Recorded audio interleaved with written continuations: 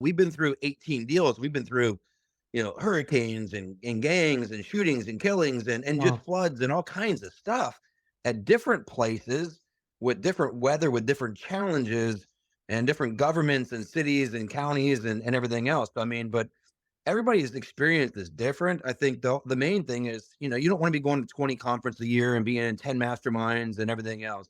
You have to have that medium slope of having a coach or two coaches, being in a mentorship or two, learning. And then you said like having that right mindset, hang out with people that have that right mindset, like you, that spiritual, that those Yeah. same goals as you, that can work with you. Your network is your net worth. Come listen to some of the most successful people I know share invaluable knowledge, stories, and advice in real estate, business, and beyond. This is Weiss Advice. Whether you want to take your business or personal life to the next level, look no further.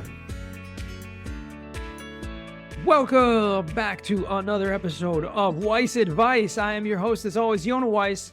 Excited and grateful to be here today with another awesome guest. We have Ryan Dumas in the house. Excited to have him here, and I just love to get this conversation going all the way from sunny, well, not so sunny, Florida this morning. How you doing, Ryan? I'm doing excellent, man. Thanks for having me here. So it doesn't get so cold too often down here in Florida, but it's probably cold everywhere right now. But again, Yeah, thanks for having me here, Yona.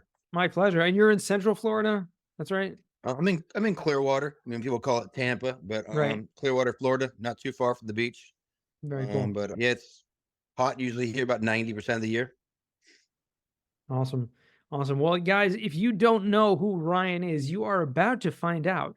But just to give a little bit of background, he is a real estate investor and foremost, actually, a real estate financer, meaning he's been in the financing and lending business for a decade and he's gotten into real estate investing as well and really blown up over the past few years. We met back at Rod Khleif's event almost 4 years ago.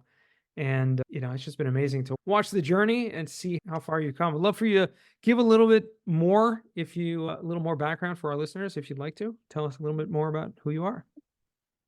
Well, just real quick, I'll go back. I was in the restaurant industry for about 20 some years, hopped into finance, I've been in that for 10 years still. And then while I was financing and seeing people's personal finance statements of just kept increasing year after year, and they were either a self-storage investor, multifamily, hotelier, whatever kind of a real estate investor. Most of it was commercial. Some people start off as residential, but just wanted to see how I can grow and how I can help my family support and do the same thing because there's only so much money you can make in a year at a job. So was looking for something that I can get into and started to get into it. Actually, my first event, like you would have said, was Rod Khleif in 2019. Went to a few other events and in 19 and then a few in 2020 and then at Best Ever Conference. I think I might have seen him again. And then COVID happened. But yeah, it was really just seeing how I can get into commercial real estate. I never went into single family finance. So same thing with real estate. And instead of trying to buy a house or condo, mobile home, my parents had a couple rental houses and it was a lot of work for one person to do with a full-time job and everything. So I was trying to figure out how I can find a team and was going to these conferences where they were teaching like Rod Khleif's boot camp. It's a great boot camp. I mean, there's nothing bad about it at all. It's great and just other people of what they taught and everything else and learned from Jake and Gino. But before that, I actually, in 2020, we were, working on a deal that we had in contract and couldn't raise the capital on it, failed at that, had the attorneys. And then COVID happened because we already had it in contract beforehand. And we had to pay attorneys for security filings. We had to pay our earnest money because we couldn't close it because we had financing. And then our financing wanted about 12 months in reserves because of COVID. And we didn't raise a dollar. We didn't have any money raised at all. Wow. So, that was a learning experience of like, okay, what do I do? It's like, okay, let's go get a coach. Let's get some mentors. Let's surround ourselves around people that have closed deals and really have good teammates. Because none of our teammates have ever closed a deal. We were all brand new. So that was Yeah. kind of the beginning of it. And then from there, we can go into the, next thing you have and everything too. But Yeah, absolutely. I mean, it's very challenging when you're starting out. I mean, I don't think many people have successfully, closed a deal at that size without the experience, or at least someone on their team who has would have done it. It's very difficult. And even if you have, there are things that are going to happen along the way that are out of your control, like, the COVID and the new financing guidelines that were just not possible to come up with.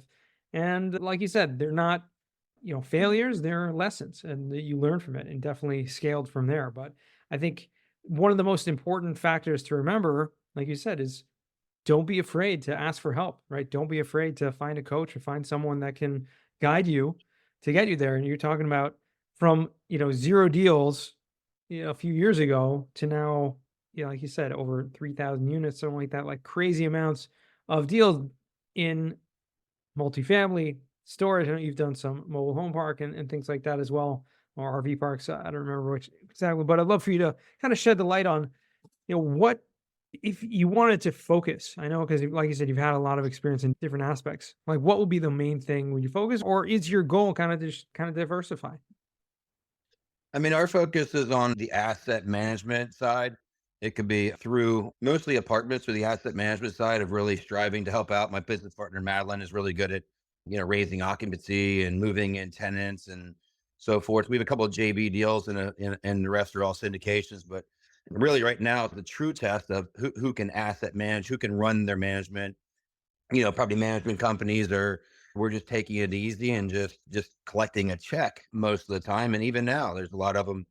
But figuring out, like one of my sayings, like wit, like whatever it takes.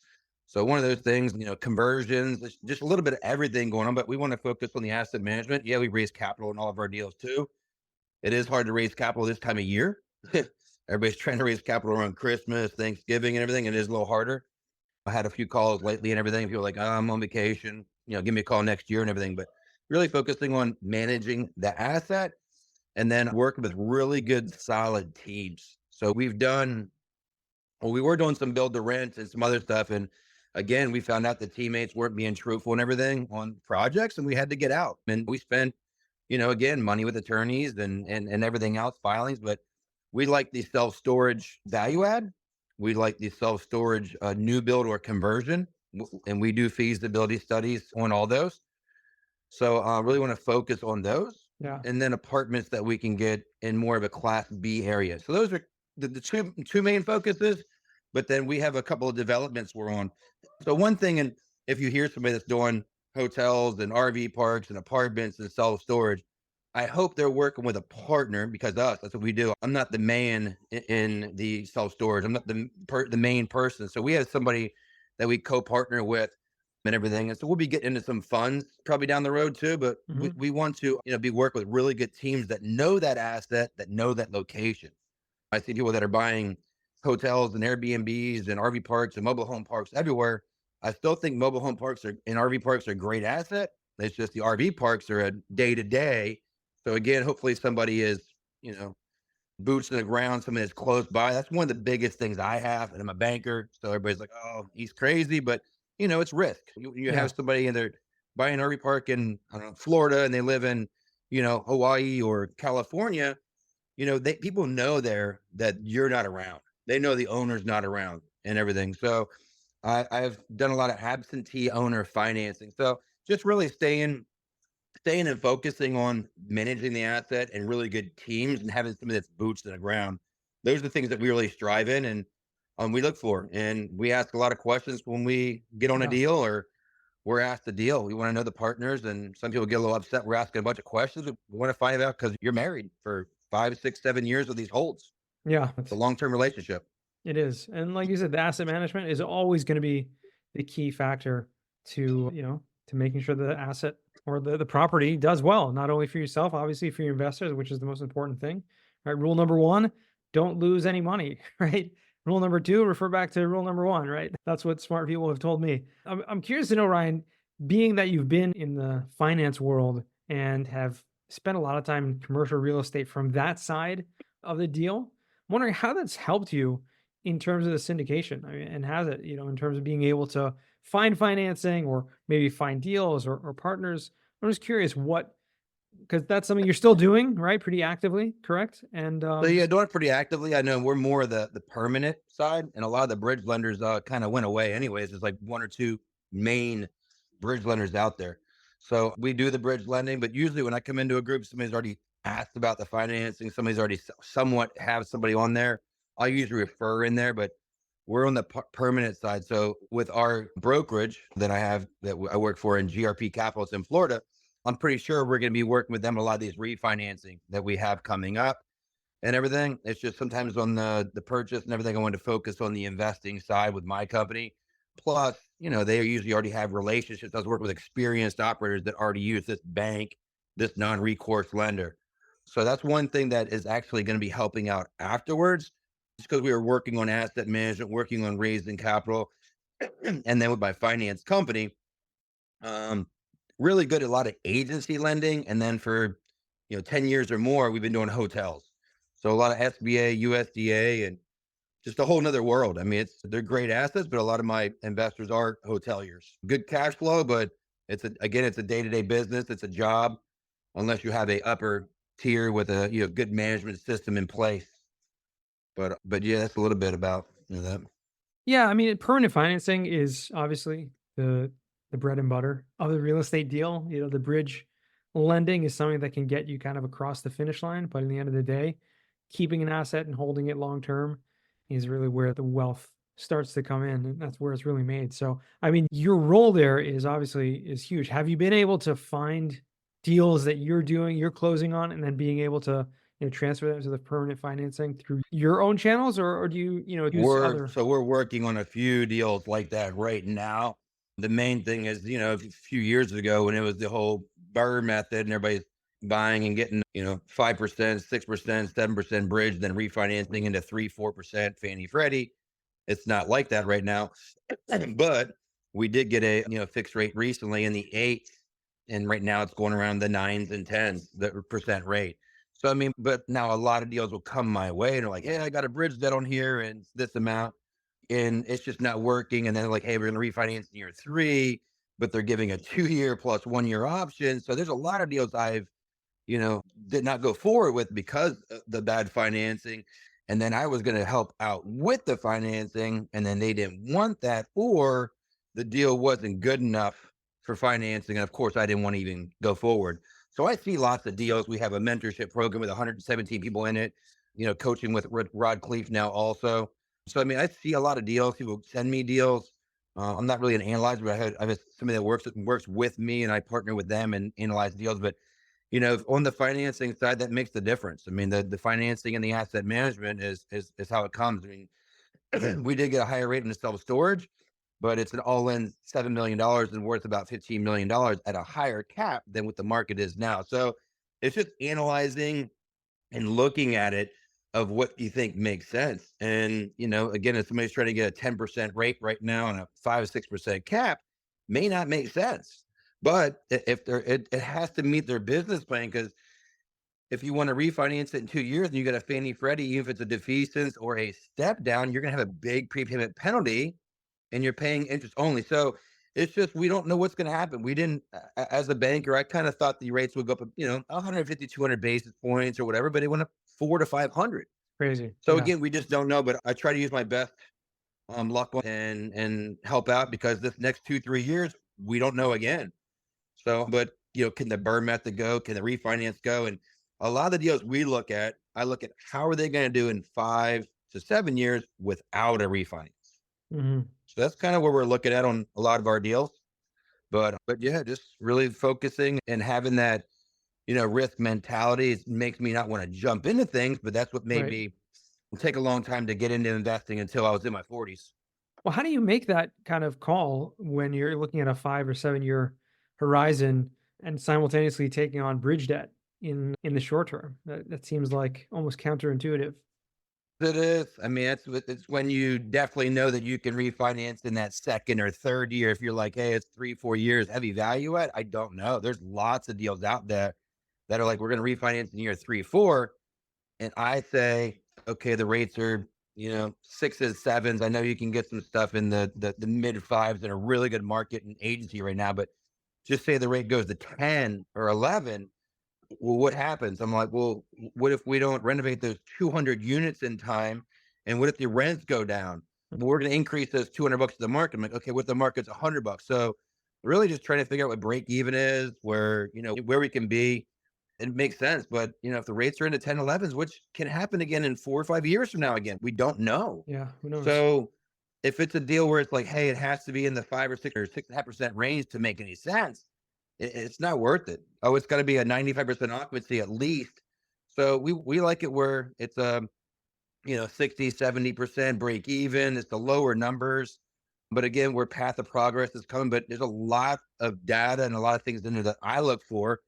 And of course, the more crime it's in there, the more they're, friendly, which is the tenants. It's Yeah, hard to evict people. So there's a lot of things in there that have to do with financing, refinancing. And, if you can't get your NOI to a certain spot, you can't refinance. And like my coach said, there's three things when you buy an asset. Once you buy it, you either refinance it, you sell it, or you foreclose. There's no fourth, fifth, sixth, seventh option out there. There's three options. So if you can't refinance, and then if you can't sell and you're not meeting your game plan, yeah, then that's the third option. And there's lots of that going on. So that's where the financing, I believe, helps out of looking at deals and my risk analysis and seeing if it really is going to work out. And is it worth our time with sure. us managing this asset and raising 500 grand, $1 million, or a couple hundred grand, or whatever it is on this? Is it worth my investors' money? What's Right. the outcome going to look like? So that's what I do on all my deals I look at. Absolutely. And which markets are you focused on? Because you're talking about, making sure to you're talking about B markets or markets at least that have lower crime and things like that. I'm just curious because there's so many great emerging markets out there, especially where you are locally. I mean, Tampa is an amazing market, has grown tremendously. So we love the Southeast, but of course, this last year and a half with the insurances and hurricanes and everything else, it's Yeah, a little rough. We have stuff in Lakeland and Tampa and Naples, just in Florida, and those insurances went up quite hefty. Our NOIs went up pretty good too, but I guess we didn't analyze out that the insurance would almost double. I don't think anybody did that, on the coastal Alabama, Florida, Texas, all those borders and everything. So we're just looking to play it safe, and we've closed on some deals in Evansville, Indiana, Fort Wayne, Indiana, Dayton, Ohio, some stuff in the Midwest. So we like the Midwest, have some good operators up in there that we work with. But wherever it makes sense, because who knows, they might start getting a bunch of tornadoes, their insurance might start going up. We don't know, but every year, 2 years, reevaluate, reset new goals. In the REITs are still buying the self storages pretty well, doing those feasibility studies on those, and seeing where those growing emerging markets are at. And we like the South Carolina, and again, anything that has demand from South Carolina, Tennessee, North Carolina, Georgia, Florida, to Alabama. A lot of Florida is oversaturated, but if we can find something that has an area and everything else that needs 2 to 3 times the demand that we're building, we like to build 50,000, 100,000 square feet where there's still a demand of 400,000 square feet. So right. nobody else is gonna, somebody else comes in and builds another 50,000, 100,000. It still affects us a little bit, but there's still a big demand. Yeah, But again, we have been through these C areas that were emerging or the growth was coming in, like even in Charlotte, but it's taken us a while to pounce back. But those rents were in the $600 range. Now we're in the 1,300. wow. Once we refinance, I believe next year, if I'm doing that, and I'll probably be helping out with that for sure. Those will be in the 1,400 ish numbers, but our neighbors are 15 to $1,800, and it's just a few miles from Crazy, uptown Charlotte. crazy. But it was a lot of work with low vacancies and not many people paying and concessions and gangs, and then the city not helping out with it. And we were calling anybody from the Marines to Navy SEALs and everything to help out in security. So again, it's just how much time you spend. So we spent a lot of time on that C minus asset in a growing C minus to now at the B area. Yeah, So yeah, just focusing on those areas that are already changed. Maybe not make as much money, but takes a little less work and everything else. And it's about time. It's not just about just how much money you can make in it. Because if it takes you 2 years to do something instead of maybe a year, it's a little different. But still great money to be made, and still great people to work with on development side. But just working on areas that are good, and like I said, that are emerging markets, but maybe not war zones now, working to be a B market. So the path of progress. You always find the path of progress. Do you, and in those areas like in the Midwest, do you have local partners out there that are helping you manage those deals, or you just partner up with a property management company? We usually partner up with one of those are a really good property manager that we have, and the Hmm. other one is a partner that's there that has a property manager in house. But sometimes we have property managers that are really good at turning units and turning from the classic to renovated and increasing those rents, but their fee could be a little higher. And then sometimes the next year now, we're like, okay, instead of going from this 6, 7%, we'll go to a 5% now. Somebody doesn't have all these third party fees and construction, GC, project managers, everything else in there. And then we'll reduce it so, we can meet our business plan a little easier.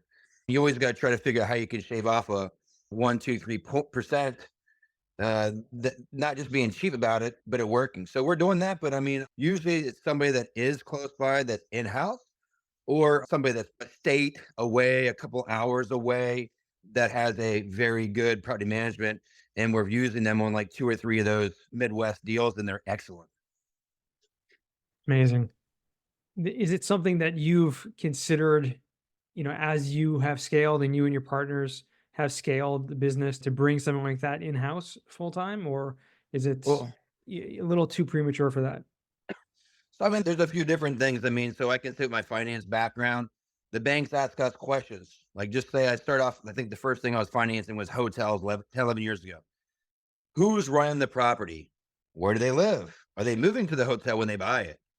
Or if you're doing a partner buyout, well, who's the partner they're buying out? Is that the operator? Is the person that's buying out the one that's been running it? So I get to learn what the bank's questions are, like in the self storage where the REITs are at, what's the population, and everything else. So some of those questions are very important that I learned from the finance side. The same, it's important as an investor, as a partner. And a lot of people from the hotel side, they buy from absentee owners because you're gonna have lots of fees, you're gonna have an extra manager, your payroll is gonna be high. And then a lot of the hoteliers I have are from Surat, India, and they'll go in there, they'll work at it, they'll save a couple $100,000 in payroll, they'll invest that $200,000 in another hotel the next year, and so on. So a lot of those things I learned from that, and that's really important because I mean, you'll learn from a lot of these people, like the hoteliers, especially from India, that will save that money and they just keep reinvesting it. And all of a sudden, there's 10, 12 hoteliers from that family that now have two, three, four hotels that are making that cash flow. But yeah, absentee, you have to have a really good systems in place. And it really depends. If you have self storage, that's a different story. You have one or two employees. Once it's fully operated, stable, even if it's 500 units, 180,000, 100,000 square feet, everything is systemized where you have a pretty much a 20-hour part-time employee. So, I mean, what can they do? I mean, can they steal? There's some things that can happen, but it's not like you have a 1960s apartment complex and you have running water and or you have a hotel that there's cash sales coming in at a super 8 independent that the operator, somebody else is. And now your partner could be stealing from the hotel too. So I mean, there's all kinds of stories. But again, I think it's easier to have somebody that is local. Self storage, different story. And even our lenders will ask self storage, and then the operator will tell me, "Hey Ryan, I have 5 self storage. I don't live close to any of them. They're all 2% vacancy. They're all full. I bought them for 6 million. It's now worth 12. Bought one for 3 million. It's worth 8." So a lot of those scenarios that I've learned that all assets are different. But it depends, but it is good to have somebody close by for those properties. That's amazing. So many opportunities out there. If our listeners are getting anything from this call, from this podcast, I think the one clear message is, taking action, because that's something that you've done. And we didn't talk too much about that, but just from the beginning of the episode until now, we've seen that you just took action, and taking action has really just shaped the entire path. I mean, you've gone from 0 properties to now you said over 190 million in assets under management, and still rocking out. You got construction projects going on, you got, new deals coming down the pike. It's just amazing how when you just get out of your comfort zone, It take is. that action, it's amazing what you can You accomplish. and just so too, because I know some people with the numbers and everything, we are about 2 to 10% in our property. So we're not, we don't have no 190 million net worth or anything else. But it's one of the things people talk about numbers and all that. But It's just learning all these through these assets, through the Mhm. partners and growing. We've learned a lot. If we have a deal that nobody's close by, it's like, oh, okay, I'm not doing that again.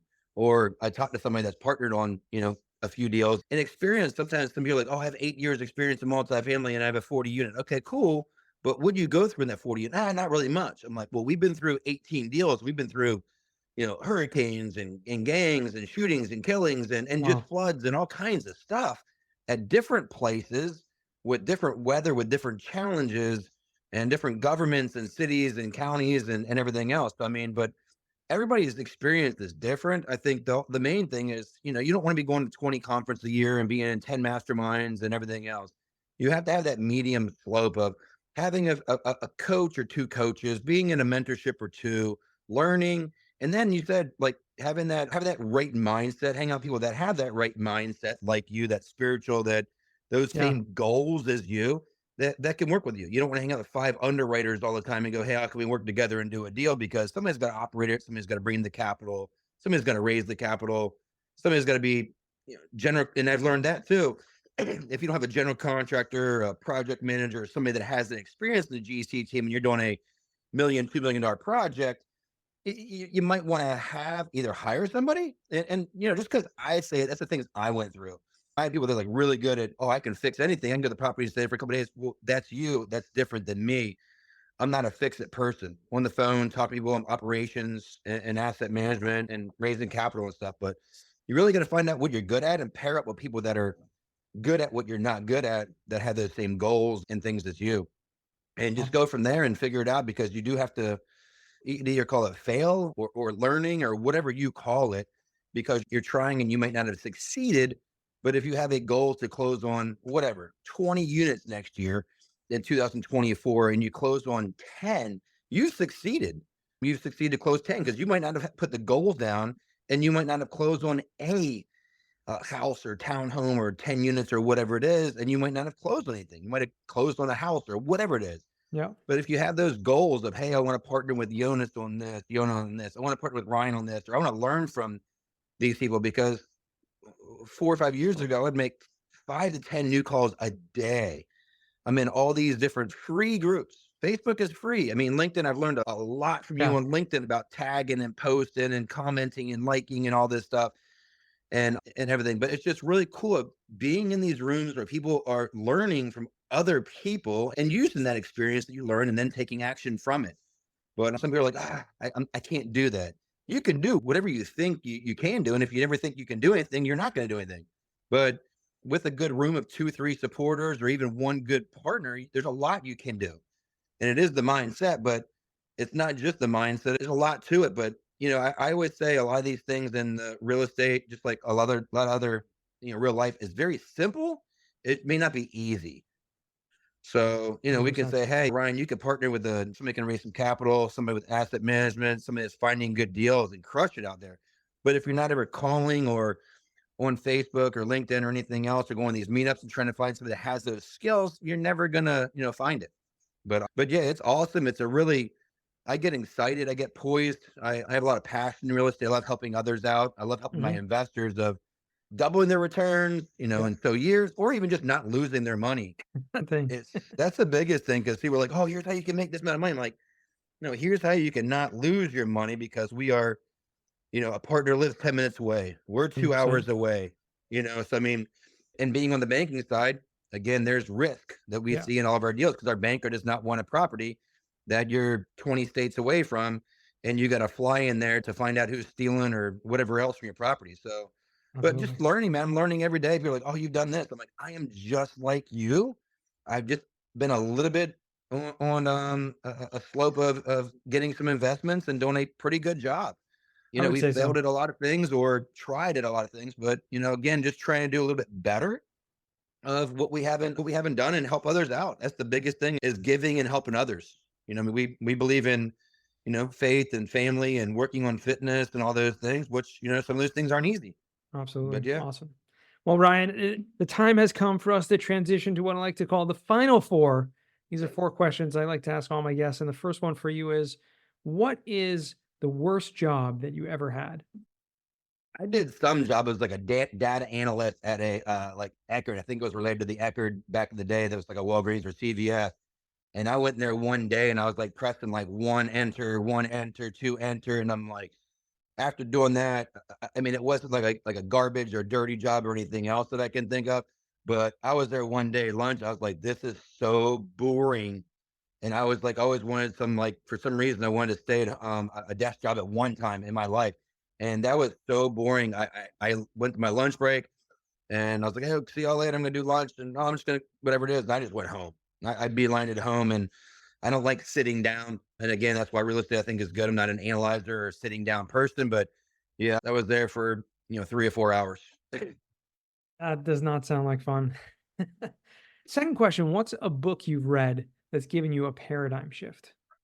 I mean, just for me though, really, and everybody's different, but I mean, I love reading the Bible and with our church and every spiritual side. I think it really does help out tremendously with us, but just working on that and working with other brothers and sisters that we can really build each other up with. And I have a lot of people in other countries and everything. But yeah, I think that's one of the things I've been reading the most is just trying to get more into the Bible and everything. But I'm not a big reader. Yeah, I probably read about two other books in my life. So love it. Love it. That's awesome. Love that. The best book in the world. So you can't get better than that. Third question, what's a skill or talent that you would like to learn? I know what my wife would say. I know she would want me to be a handyman around the house so I can fix anything. So, and I think that's a little bit more. I mean, if you're talking to somebody else on the show, it's like, hey, I could really help Ryan out. It's about being patient and like I'll take something apart and I won't know how to put it back together with cars, houses, fixing and. But yeah, I mean, just being more of I guess, a handyman or being able to fix and repair some stuff. I don't enjoy it, but I think that's one thing that my wife would say that she would like that I can help when something breaks that I can fix it instead of always calling a plumber, electrician, and this and that. But that's part of the things that I grew up not really liking as much. I mean, my dad was always fixing and installing and putting in the fence in the backyard and doing all those things, but just don't really enjoy it. But maybe that, could help out with fixing some stuff around the house. Very cool. Awesome. I mean, that's something that needs to be learned. I think it's a great skill to have. Just fix it, handyman. But at the end of the day, it's one of those things. Who, not how. You can also just find someone else can do it. My wife is the handy woe man right now. Oh, there you go. That's good to have that. Fourth and final question: what does success mean to you? I mean, I think success really is being able to enjoy the time with family while bills are being paid and cash flow is coming in and you're building wealth and you're able to help others out that are in need of anything, if it's single Mhm. moms or anything that there is to help out. You're like, here you go. People that are doing missionary trips, whatever it is, just being able to help out and being able to spend quality time with family and really just doing what you want to do, but also just being there to that you're not just doing it for yourself, but I think also having that. Oh, my shirt too is today. I didn't even think about is building a legacy.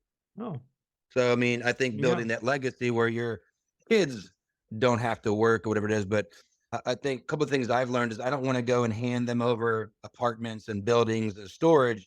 I want to give them a skill that they can learn so that they can get their own assets and everything, or give them some trust and some things. Because a lot of these people that we buy from are people that, oh, my parents gave me this apartment complex or my grandparents are running it or whatever it is. Just want to teach them a skill. And I know the biggest thing is we have a lot of homeless shoot like a mile from us at the Starbucks, Walmart, and we go there and just give. So I want to be able to like instead of saying, okay, here's $100, $200, well, we got to slow down now or whatever it is. Just be able to help them, put them in a housing, put them somewhere here and there, be able to give them food all the time, and be able to set up a stand and do that. But that's just one of the things I like. Some people might want to be have a pina colada on an island. I like the mountains a lot. Would love to be able to go to the mountains and have an Airbnb or two and just go up there for a week, 2 weeks and take my calls there. And I do that often, time to time. It's been a very busy year with the rates going high this last year and a half. It's been a little slow in the finance side, but really being able to have a little bit more of a process and have good income streams coming in, but really spending that time with family because Mm. everybody talks about money and cars and houses and all these things. But my dad passed away three months ago, and again, I was trying to spend as much time because the last few years going to these conferences, conventions, I did hear people saying, "Hey, well, what if your mom had 5 years left to live?" And you're like, My mom's in North Carolina. I see her once a year." And I was like, "Wow." I'm like, "Okay, I got to make sure. I don't see my dad but once a month or whatever it is." So then I started seeing my mom like 3 or 4 times a year in North Carolina. And you think about those things. It's about time. You get $500,000 in there. Who cares what you're going to do with your $500,000? Are you going to be able to spend time with your kids, your family? And so that's just one of the things I think is important out there. People don't think about it when they're in the funnel of trying to get money, trying to get success and everything. And then, every Thursday I spend time with my girls and do daddy daughter day. So I Yep. think that's important because, I mean, there's times where I'm busy and it's like 5, 6, 7 o'clock and just trying to get out of that. But I think that's the success thing is where I can go at noon or 1 o'clock and spend time with the kids. Absolutely. Yeah, that's like you said, the most important thing. So good for you being able to create those experiences, those opportunities because of the freedom that you have. And so that is true success. So thank you again, Ryan. This has really been enlightening. Love the conversation. And where can our listeners find you or reach out to you? Just on Facebook, Ryan Dumas, and follow me. I can give you my cell phone, email. My email is ryan@kingdomcre.us. Text me at 727-729-2647. Not really on the DMs too much. I get, a little busy on those sometimes, but, reach me out. Let me know I can help you out, steer you in the right direction. We do have a mentorship called The Core. It's not too much money. It's something that we like to help out with. And if you have any questions about conferences, conventions, or anything, just let me know. And I'd love to help in any way. Absolutely. We'll make sure to put that in the show notes. And I hope our listeners do take the time to reach out to you because you're an incredible resource. And I appreciate you coming on the show. And to our listeners, thank you guys for listening once again, all the way to the end. And remember, until next time, the best advice comes only when you ask. Real quick, I have one question for you. Did you like this episode? If you did, I want to ask you a huge favor. See, the biggest thing that helps this podcast grow and that will spread this message to the whole world is that if you leave a review, a rating, and subscribe to the podcast. What that does is it basically tells the platforms that this podcast is out on is that you like my stuff and I'm doing something right. So take a few seconds out of your day, hit that subscribe button, leave a rating or review. I would be extremely grateful. Also, I want to hear from you guys. So I want to hear some feedback. If you have any questions for future episodes, please find me on LinkedIn, send me a DM, a connection request, Yona Weiss, and I'd love to hear from you.